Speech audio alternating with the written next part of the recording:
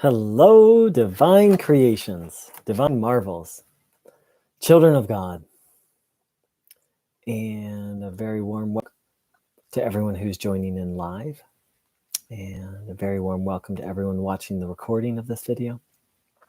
If you're new to this channel, please say hello, or you can find more information about what all this is about on the website link that I posted. And I'd like to start off right from the very start and make an interesting request, and that's that you not believe anything I say, but find out for yourself whether it's true or not. Meaning, please don't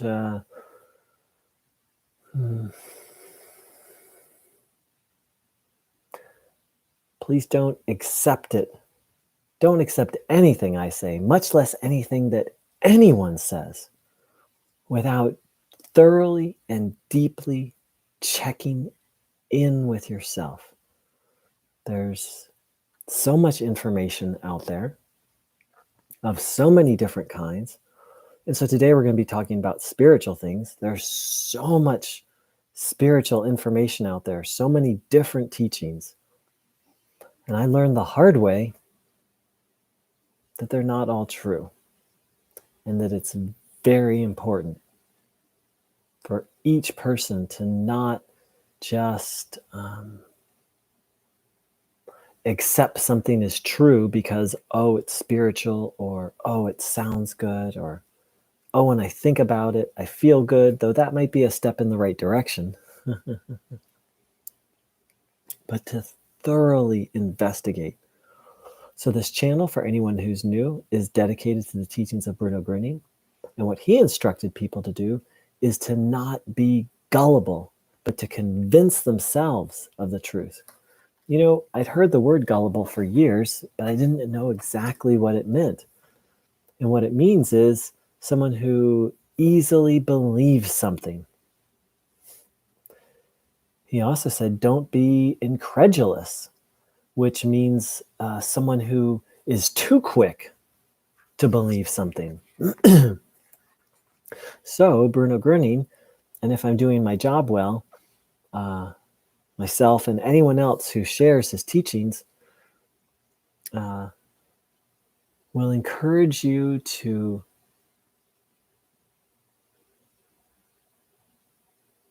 find out, to look deeply in yourself, to thoroughly check in and investigate what's true and whether these particular teachings are true.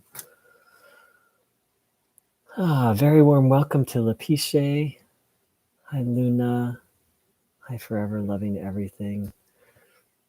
Welcome, Alan. So,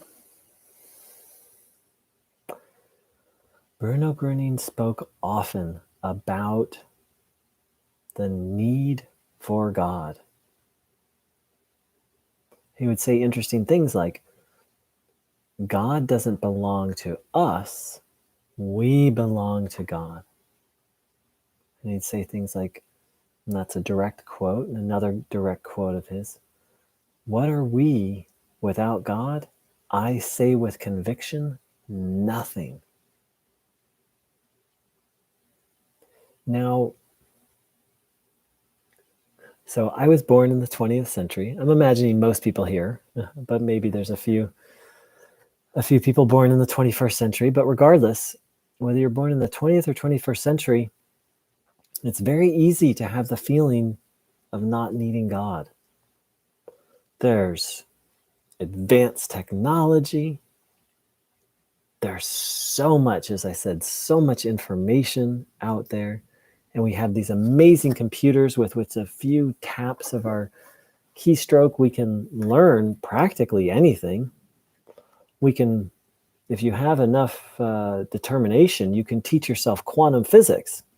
Maybe not the equations, how to solve the equations, but you can have a fundamental understanding of the physical universe.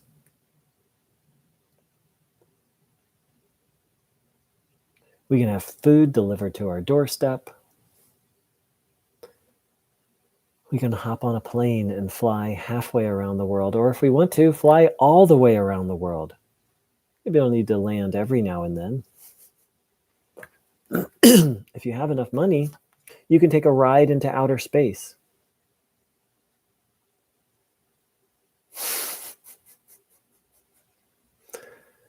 So it's very easy to have the thought, yeah, I'm self-sufficient, or we as a race are self-sufficient. Look, we've we understand the fundamentals of nature. We can fly to the moon. And yet Bruno Groening and any true teacher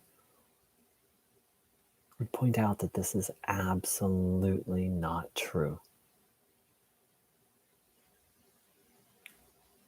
Just as a human being needs air to breathe, on a spiritual level, our soul needs connection, communion, union, and ultimately guidance from the divine, the universal, the great. And Bruno Groening taught a very, very simple method for how to experience this. And I'll lead you through it now. Please sit with your legs uncrossed, feet flat on the floor, hands on your legs, palms facing upwards. Back in a relaxed, upright position, if possible, not leaning against your chair. And close your eyes. Come into the present moment. Really set aside all worries, fears, burdens. Distancing yourself from them, handing them over to your understanding of God, or to a spiritual helper whom you trust.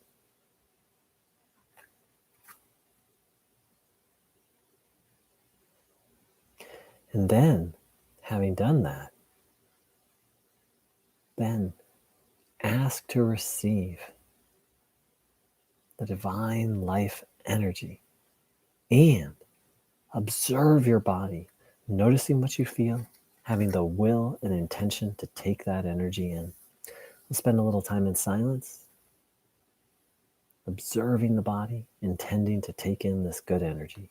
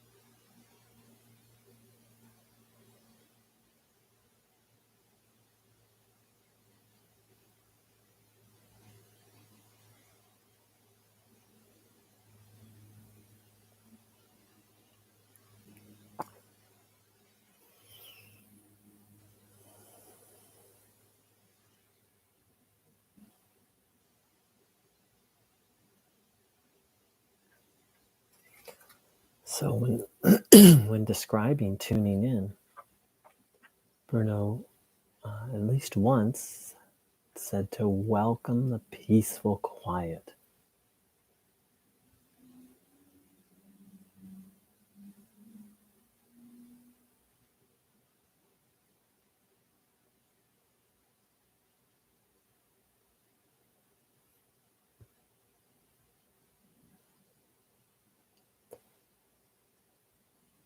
I sometimes wonder if peace is the ultimate aim of this path. Bruno Groening said of himself, I won't allow anything to pull me out of the divine heavenly peace.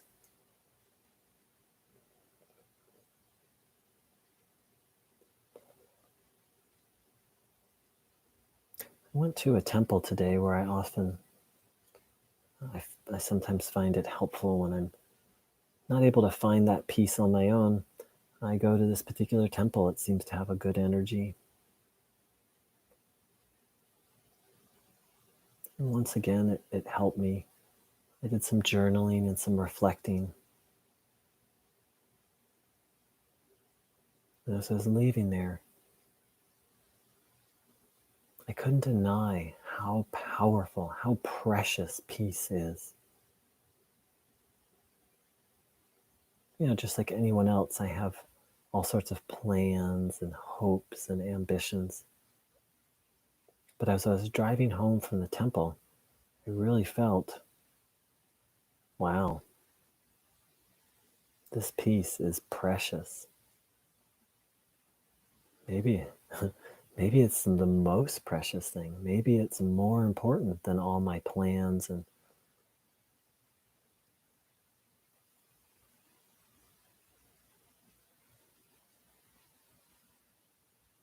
part of what led to it is I've had a little bit of a bumpy day or two. And as I reflected, what I realized is that I wasn't relying on God enough.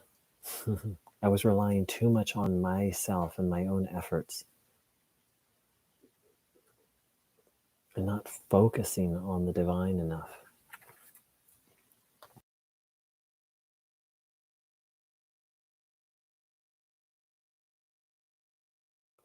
Now, it's not my understanding that focusing on God and relying on God is going to make everything perfect 24/7. But it is my understanding, and it's my experience too, that the more I focus on God, the more things flow.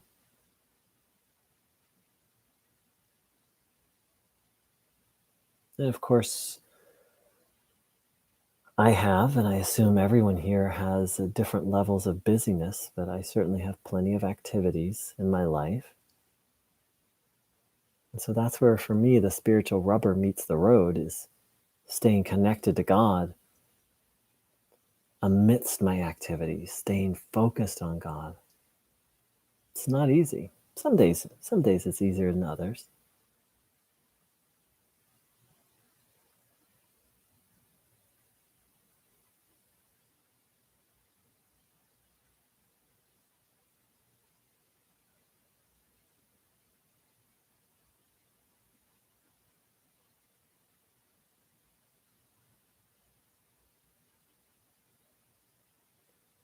But to stay connected to that deep part of ourselves, which according to Bruno Groening is that place where God actually lives within us as we're going through our various activities.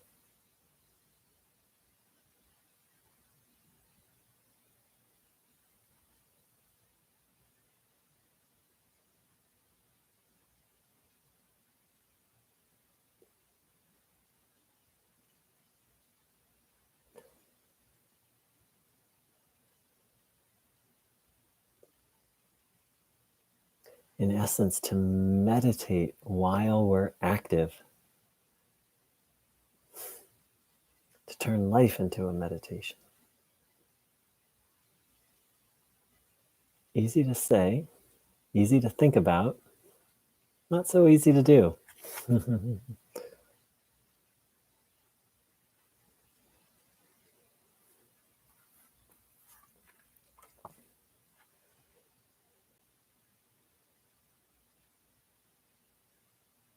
So let's take a few minutes and reflect on all this, the importance of peace, the power of it,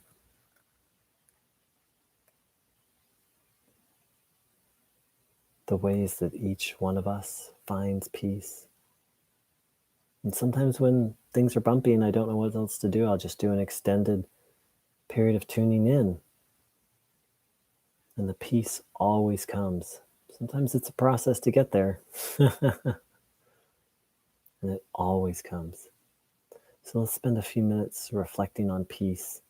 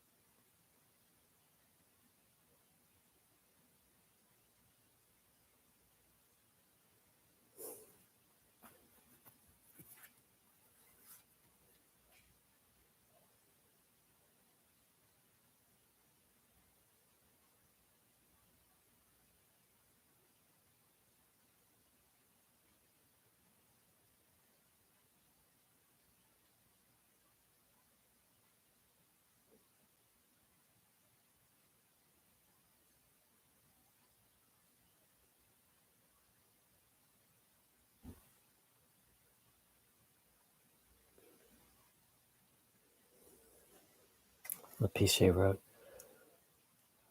I always have to go out into nature for finding peace.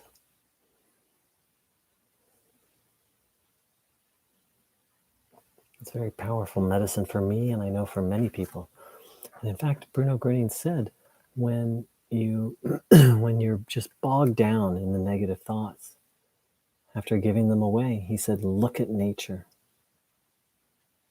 That it helps recreate or helps you re-find, I'm paraphrasing here, the connection to God.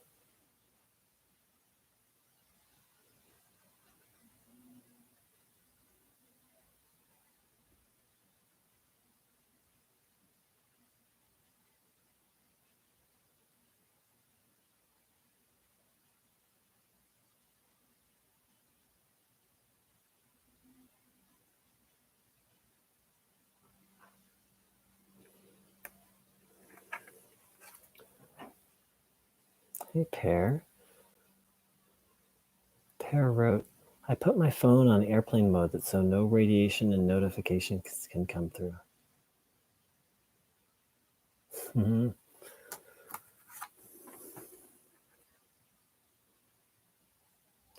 What I've been really, if only there was a way to do that with our minds. What I've been really sitting with lately is Bruno's teachings around thoughts and being very, very mindful of thoughts.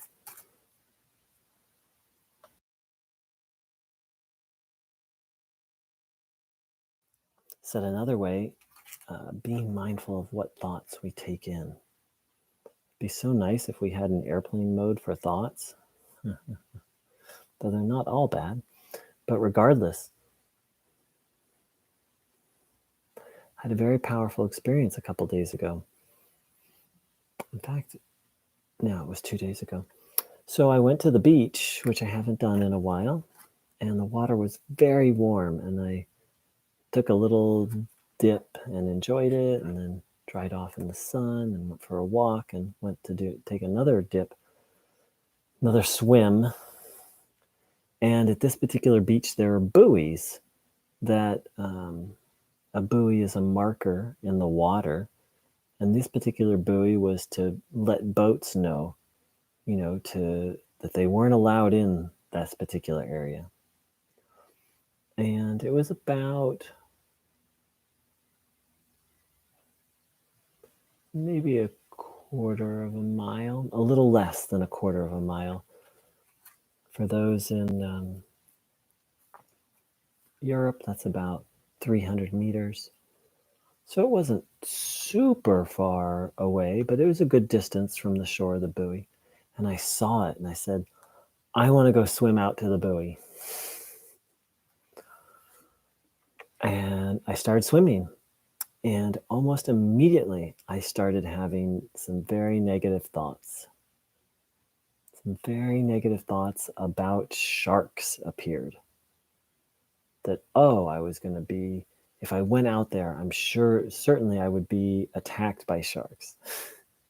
It was quite crazy. But the thoughts were very persistent. One thought after another, after another, after another. And I said, no, I don't accept these thoughts. And another one would come. It was almost for 5 minutes nonstop. Images of sharks, thoughts of sharks, images of me getting bitten. It was very unpleasant. But I kept swimming, except at a certain point I stopped. And I said, well, let's just check inside myself. This is obviously fear.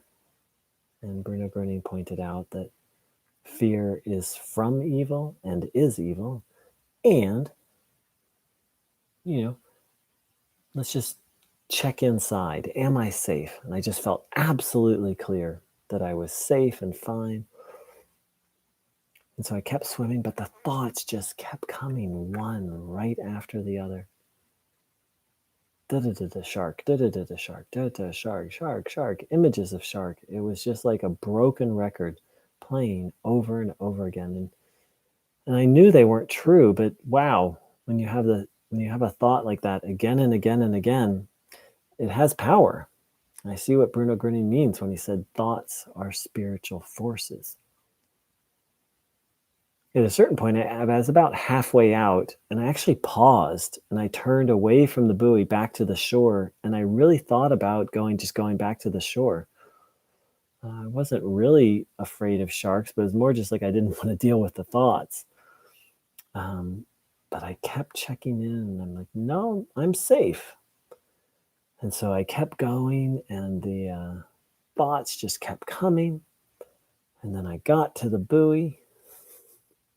I passed the buoy, and everything was fine. And I felt so good. And I felt like I had triumphed, not just because I went out to the buoy, but because I was able to discern that the thoughts were not true.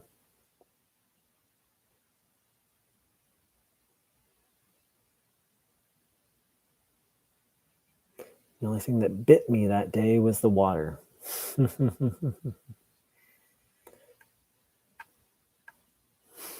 I swam back, soaked more in the sun. But the thing is, Bruno Groening said that good regenerates and evil destroys. So it's evil's job, in essence, to destroy our life. I don't know if job is the correct word, but that's what it's trying to do. It's trying to destroy our life. As individuals, on a collective level, it's trying to destroy the planet. Bruno Groening said that he prevented that from happening. It's very interesting. Not something he talked about a lot, but so here's an example of evil trying to destroy my life. Uh, you know, and when we think of evil as seeking to destroy, it brings forth these like big images, right? But and evil can operate in that way, but more often than not, it operates in little ways like this, like just decreasing my joy and increasing my fear. The little ways, like you're working on something important, and I'm gonna go check Facebook. 35 minutes later, you're shaking your head like, I don't feel good, and I really needed to focus on this, and I was really inspired, but now I just feel groggy. Evil strikes again. That's why Bruno called us to be on guard against it, to be vigilant.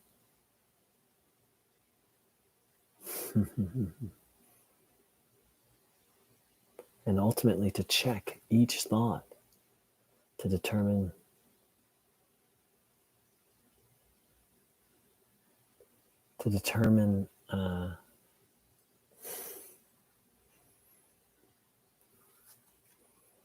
which thoughts are true and helpful and which thoughts aren't.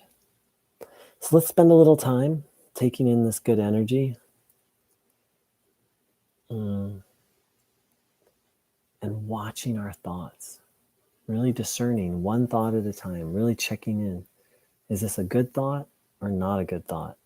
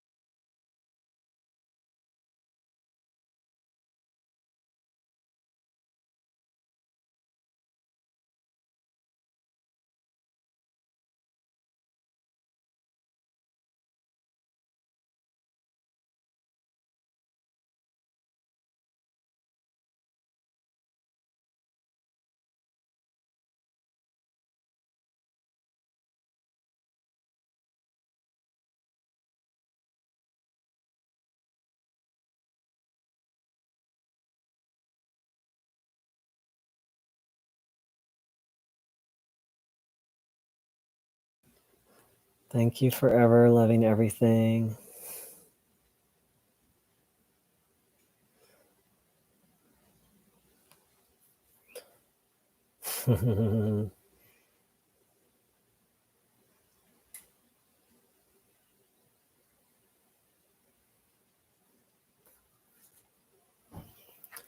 So, it's so easy to love God and trust God when everything's going your way.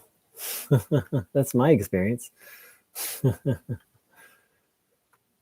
like, thank you, God. Wow, life is great. But to maintain that faith and that love and that trust when things aren't going so well, or even when there's just when a bump happens, when something doesn't go our way. That's, in my experience, where the rubber meets the road. It's an expression we have here in the United States, which maybe have it elsewhere, which means that's when the challenge begins. That's when that's when we have to work. That's when we have to put in some, it's funny, I'm using all these expressions, some elbow grease, which is another, I got to stop with the expressions. That's when we need to put in some effort, is when things are not flowing along, when bumps happen, or someone treats us unwell, or so forth and so on. When we're just having a clunky day,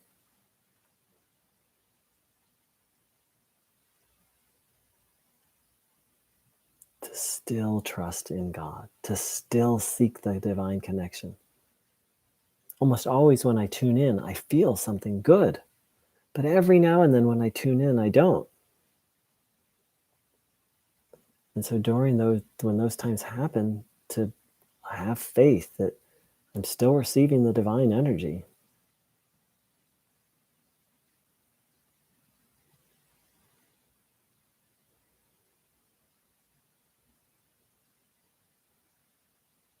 There's a verse from the Bible that says something along the lines of, rejoice when troubles come your way, because those troubles will make your faith complete. I'm paraphrasing quite poorly, but in essence, that challenges don't happen is for no reason. They don't happen randomly, but that they actually serve our spiritual growth and our spiritual goodness.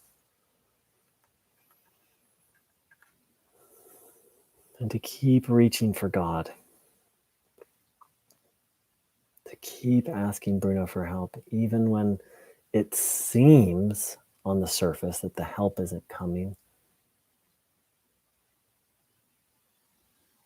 or just to make it very simple, to trust that everything will be okay.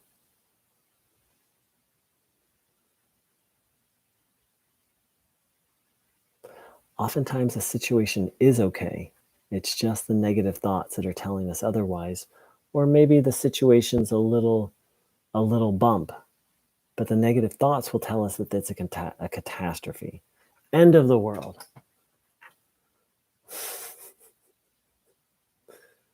You're having a nice day in the ocean. The negative thoughts are telling you you're going to be attacked by a shark. Or what's more true is you're just going to be attacked by the beauty of nature.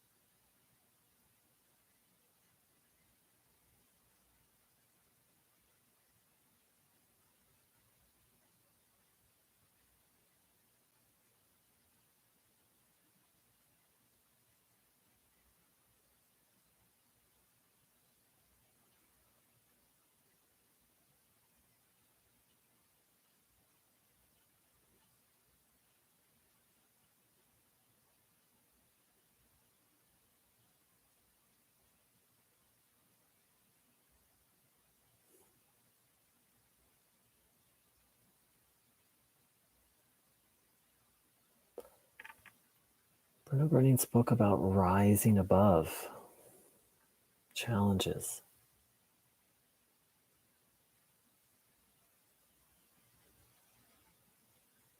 Sometimes a challenge can last a moment or a minute or a week or a year.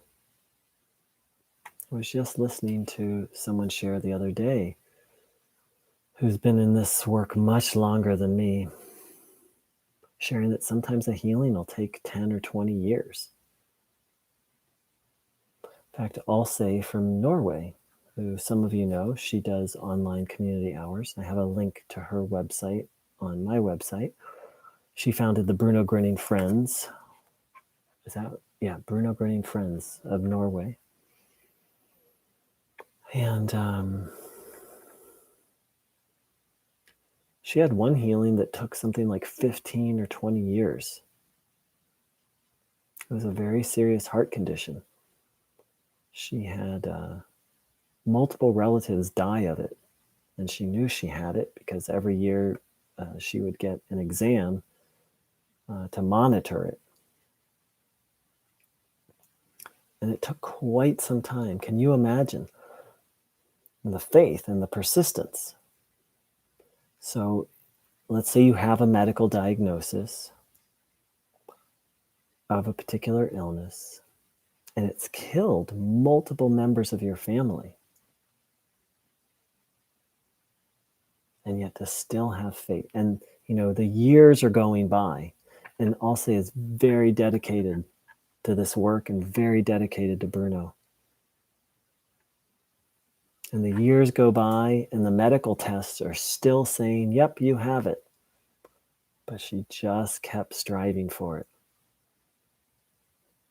And I'm not remembering the exact details, but there was a moment where or a time where she's like, I believe it's healed. Like she could feel it on the inside. And lo and behold, when she went to the doctor, it was healed. We're literally talking 15 or 20 years. That's persistence and determination and faith. Faith in action.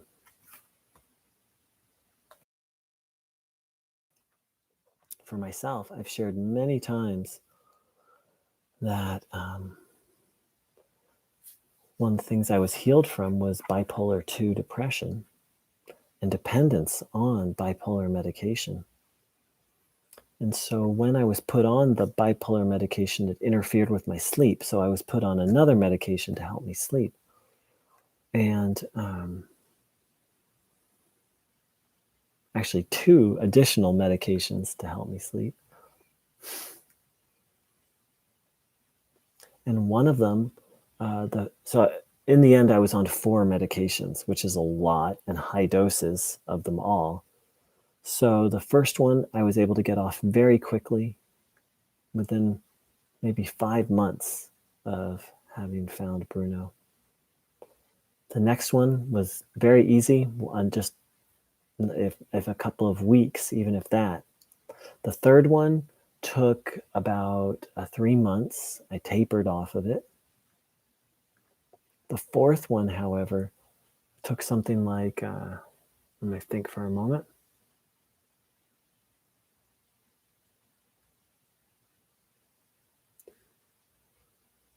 It took almost 4 years.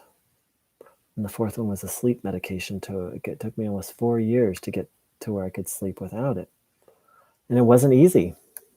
It was the first 3 to get off the first 3 medications were quite easy. Happened almost effortlessly. The fourth one, oh my gosh, it was a process, and it really challenged my faith. And sometimes I would seem to make progress and be fine without it, and then I would just not be able to sleep. So I would, and some other things had happened in my life, so my faith was not quite as strong as would have been helpful. But to just keep coming back and to believe that, yes, this will heal. Sometimes on this path, a healing happens in an instant with seemingly no effort. Sometimes a healing can take quite a bit of effort and sometimes some time. and some struggle even, and some learning. The interesting thing was with this last medication, I was in a very short time, I was able to reduce it by, I want to say 70%. That was pretty easy. That was not hard. But that last 25%, it hung on for like 3.5 years.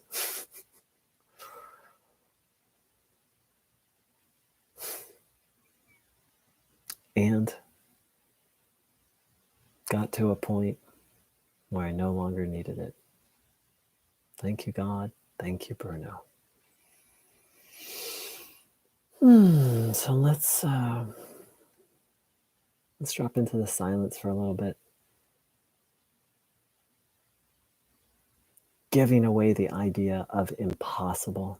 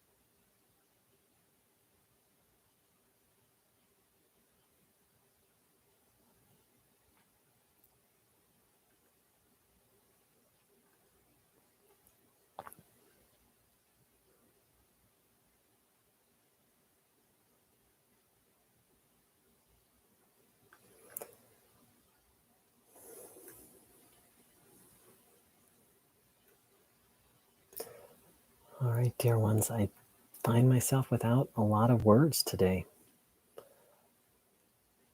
I feel myself drawn more to the silence, so I'm going to drop in for an extended silent time. And then at the end, we can ask together for some things.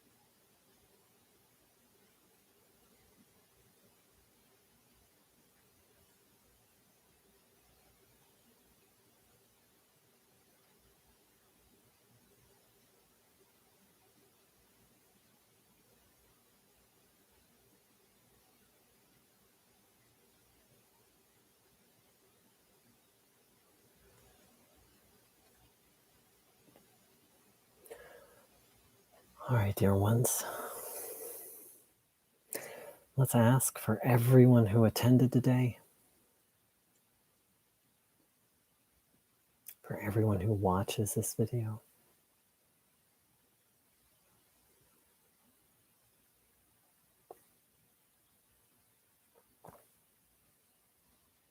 let's ask for any situations in our life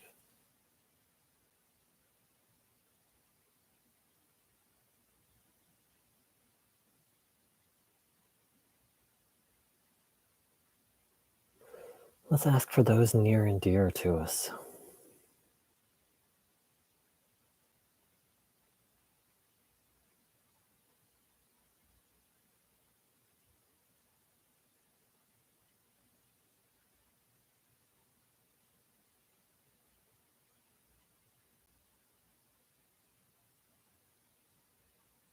Let's ask for any upcoming projects or endeavors.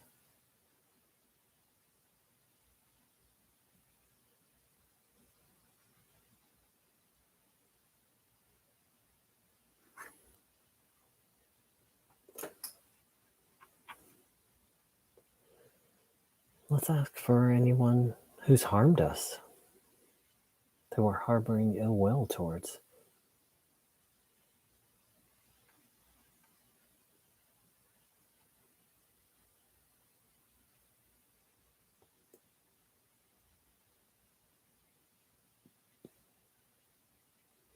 Let's ask for harmony between all the different friends of Bruno Groening and all the different organizations.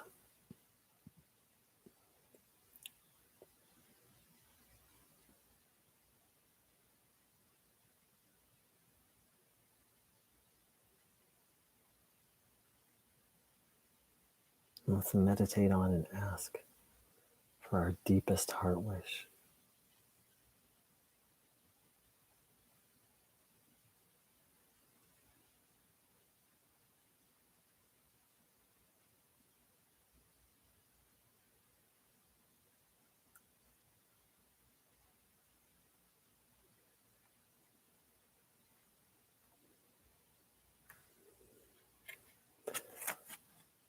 I'd like to thank everyone for joining in.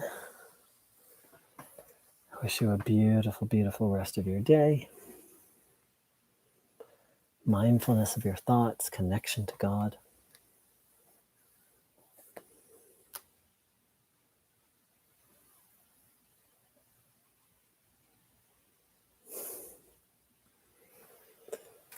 Take care, dear ones.